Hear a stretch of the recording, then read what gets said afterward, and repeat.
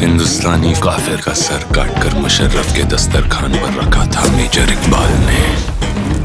खुदा कसम, अब एक और हिंदुस्तानी सर काटकर मुरीद के मीनार से लटकाऊंगा। एक ऐसा साल जहां सिनेमा सिर्फ एंटरटेनमेंट नहीं रहा बल्कि एक बैटलफील्ड बन चुका है। एक तरफ फैंस हैं,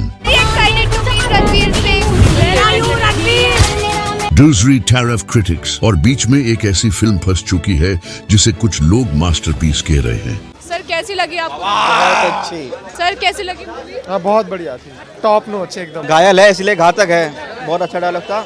और कुछ लोग इसे इतना डेंजरस बोल रहे हैं कि उस पर बन की बात हो रही है। लेकिन सवाल यह है, क्या एक फिल्म इतनी पावरफुल हो सकती है कि वो लोगों की सोच को हिला दे, या फिर ये सब सिर्फ हाइप है, एक इल्यूजन, एक गेम जिसमें ऑडियंस को बस मैनिपुलेट किया जा रहा है। सोचो, एक फिल्म रिलीज होती है, लोग सिनेमा हॉल के बाहर लाइन में खड़े हैं, सोशल मीडिया पर उसका नाम ट्रेंड कर रहा है, हर तरफ सिर्फ एक ही बात हो रही है, लेकिन फिर अचानक वही फिल्म कंट्रोवर्सी में आ जाती है। कुछ लोग कहते हैं कि ये फिल्म सच दिखा रही है और कुछ कहते हैं कि ये सच को तोड़ मरोड़ कर पेश कर रही है। और इसी कंफ्यूजन के बीच जन्म होती है एक डिबेट जो धीरे धीरे कंट्रोवर्सी बन जाती है। और इस फिल्म का नाम है धुरंधर द रिवेंज। लेकिन कहानी यहाँ से शुरू नहीं होती।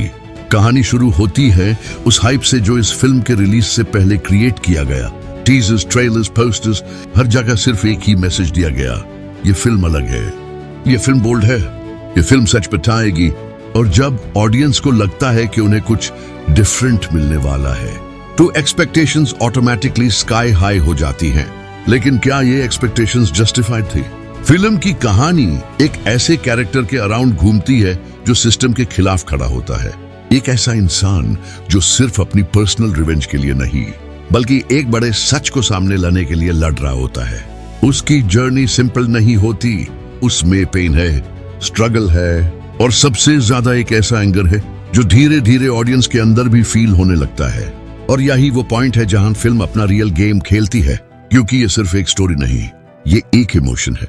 एक ऐसा इमोशन जो आपको या तो कनेक्ट कर देता है या फिर आपको डिस्टर्ब कर देता है। और जब कोई फिल्म ऑडियंस को डिस्टर्ब कर देती है तब कंट्रोवर्सी शुरू होती है। रिलीज के बाद सोशल मीडिया पर रिएक्शंस आने शुरू हुए। कुछ लोग कह रहे थे फाइनली एक ऐसी फिल्म आई जो सच बोलने की हिम्मत करती है, और कुछ लोग कह रहे थे ये डेंजरस है, ये लोगों को भटका रही है। और धीरे धीरे ये डिवाइड इतना बड़ा हो गया कि बात सिर्फ रिव्यूज तक नहीं रही, बात पहुंच गई बान तक। सोचो, एक फिल्म जो सिर्फ 2-3 घंटे की होती है वो इतना बड़ा इम्पैक्ट कैसे क्रिएट कर सकती है कि उसे रोकने की बात होने लगे। क्या सच में उस फिल्म में कुछ ऐसा था जो लोगों को पसंद नहीं आया, या फिर प्रॉब्लम कुछ और थी? अगर हम ध्यान से देखें तो हर कंट्रोवर्शियल फिल्म के पीछे एक कॉमन पैटर्न होता है। जब भी कोई फिल्म एक स्ट्रॉन्ग मैसेज देने की कोशिश करती है या सोसाइटी के किसी सेंसिटिव टॉपिक को टच करती है तो वो ऑटोमेटिकली कंट्रोवर्सी का हिस्सा बन जाती है, क्योंकि हर इंसान का पर्सपेक्टिव अलग होता है। और जब पर्सपेक्टिव्स क्लैश करते हैं तब डिबेट होती है। लेकिन यहाँ एक ट्विस्ट है, हर डिबेट सच के लिए नहीं होती। कुछ डिबेट्स सिर्फ अटेंशन के लिए भी होती हैं, और यही वो जगह है जहां से कंफ्यूजन शुरू होता है। कुछ लोग जेन्युइनली ऑफेंड होते हैं, लेकिन कुछ लोग सिर्फ ट्रेंड का हिस्सा बनने के लिए आउटरीच क्रिएट करते हैं। सोशल मीडिया ने इस प्रोसेस को और तेज कर दिया है। एक ट्वीट, एक पोस्ट, एक वायरल क्लिप और पूरी नैरेटिव चेंज हो जाती है। और धुरंधर के साथ भी कुछ ऐसा ही हुआ। जब फिल्म रिलीज हुई तो ऑडियंस 2 पार्ट्स में डिवाइड हो गई। एक तरफ वो लोग थे जो फिल्म को सपोर्ट कर रहे थे, और दूसरी तरफ वो लोग जो इसे क्रिटिसाइज कर रहे थे। लेकिन इंटरेस्टिंग बात ये थी कि दोनों साइड्स अपने आप को सही समझ रहे थे। तो फिर सच क्या है? सच शायद इन दोनों के बीच कहीं छुपा हुआ है। कभी कभी एक फिल्म का इम्पैक्ट उसकी स्टोरी से ज्यादा उसके टाइमिंग पर डिपेंड करता है। अगर वही फिल्म किसी और वक्त रिलीज होती तो शायद रिएक्शन इतना इंटेंस नहीं होता। लेकिन 2026 एक ऐसा टाइम है जहां ऑडियंस ज्यादा अवेयर है, ज्यादा ओपिनियनेटेड है, और सबसे इंपॉर्टेंट ज्यादा रिएक्टिव है। और इसी वजह से एक नॉर्मल फिल्म भी कंट्रोवर्सी बन सकती है। लेकिन यहाँ एक और बड़ा सवाल उठता है, क्या ये कंट्रोवर्सी नेचुरल थी या फिर प्लान्ड?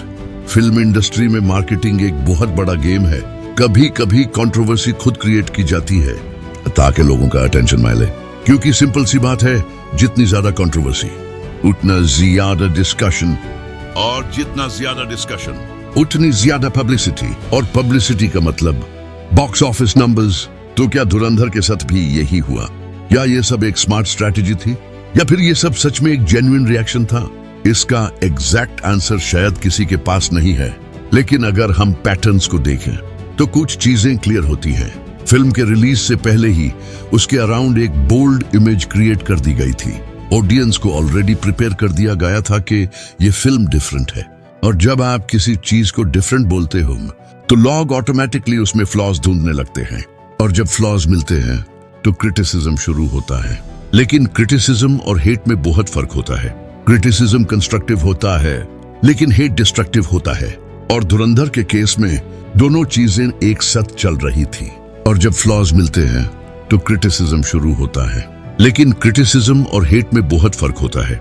क्रिटिसिज्म कंस्ट्रक्टिव होता है, लेकिन हेट डिस्ट्रक्टिव होता है, और धुरंधर के केस में दोनों चीजें एक साथ चल रही थी। कुछ लोग जेन्युइन पॉइंट्स रेज कर रहे थे, लेकिन कुछ लोग सिर्फ नेगेटिविटी स्प्रेड कर रहे थे, और धीरे धीरे ये नेगेटिविटी इतनी बढ़ गई कि फिल्म का असली मैसेज पीछे रह गया। और शायद यही सबसे बड़ा प्रॉब्लम है आज के सिनेमा का।